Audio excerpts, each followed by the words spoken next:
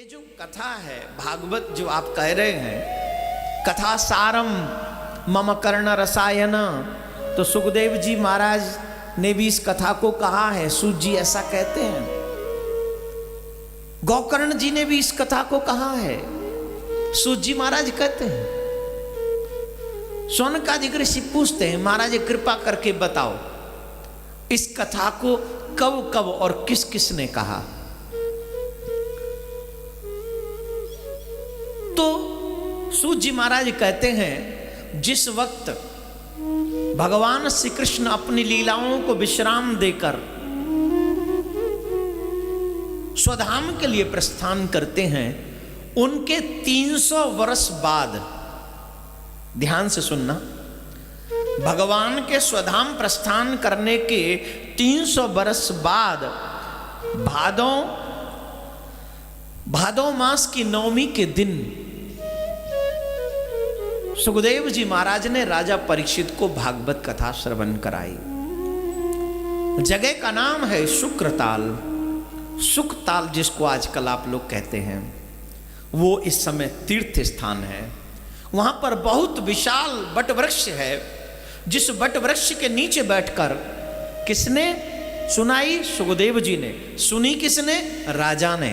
एक बात यहां पर पॉइंट नोट करने वाला है कि राजा कथा सुनते हैं। सुखदेव जी के 200 वर्ष बाद ये कथा गया धाम में गोकर्ण जी महाराज ने धुंधकारी के लिए कथा सुनाई। मतलब भगवान श्री कृष्ण के 500 वर्ष बाद, जब भगवान स्वधाम के लिए चले गए तो 500 वर्ष बाद गोकर्ण जी ने कथा सुनाई है धुंधकारी का, जिससे कल्याण हुआ है, जो अभी कथा में हम प्रकरण में हम आपको सुनाएंगे। और सनकादिक ऋषियों ने, सनक, सनंदन, सनातन, सनत कुमार, इन चारों ने नारद जी को गोकर्ण जी की कथा सुनाने के 300 वर्ष बाद, मतलब भगवान श्री कृष्ण के स्वधाम के 800 वर्ष बाद ये भागवत जो है सनकादिक ऋषियों ने नारद जी को और भक्ति ज्ञान वैरागी को श्रवण कराई। जिस वक्त ये कथा पूर्ण हुई सौनकादिक ऋषियों के द्वारा, तो देवऋषि नारद ने कहा प्रभु ये कथा सुनकर जीवन धन्य हो गया। उसी वक्त सौनकादिक ऋषियों ने कहा हे नारद, अगर तुम और भी कुछ जानना चाहते हो तो भागवत का पारायण हम दोबारा प्रारंभ कर देते हैं। बोले प्रभु नेकी और पूछ श्रवणों में भगवान की कथा, ये कब? एक कथा अभी पूरी हुई है जस्ट अभी, और दूसरी कथा के लिए कह रहे कि करें। बोले बिल्कुल महाराज। क्यों? बोले पिबत भागवतम रसमालयम मुहुरहो रसिका भूवि भावुका। पिबत भागवतम, सच्चा श्रोता वो नहीं है 3 घंटे के बाद अंगड़ाइयां लेने लग जाओ महाराज पूरी करो। कईयों के चेहरे दिख रहे हैं मुझे, हा, ऐसे लग रहा है कि आज पहला दिन है ना महाराज, इसलिए। क्यों? ऐसा नहीं होना चाहिए। ऐसे बैठो जैसे मैं बैठा हूं। कमजोर हो गया? ऐसे बैठ जाओगे जैसे बारात में आए हो, पत्तल लगेंगी तुम्हारे आगे, हैं? तो नींद तो आएगी अपने आप, आलस्य तो आएगा। ऐसे बैठो, सहारा लो मत, सहारा दो, कोशिश करो और मन लगेगा। फिर अगर ऐसे बैठोगे तो मन लगेगा, और ऐसे बैठ जाओगे तो नहीं लगेगा। ये तो हारे हुए की पहचान है। ऐसे बैठो, फिर देखो कैसे मन लगता है। पीछे तक सब लोग ऐसे ही बैठे, थोड़ी देर ट्राई कर लो, मन न लगे तो फिर ऐसे ही हो जाना, क्या बुराई है। हाँ, राधे राधे बोलना पड़ेगा। अरे धीरे बोल रहे हो, जोर से बोलना पड़ेगा, और जोर से बोलना पड़ेगा। क्या बात है, क्या बात।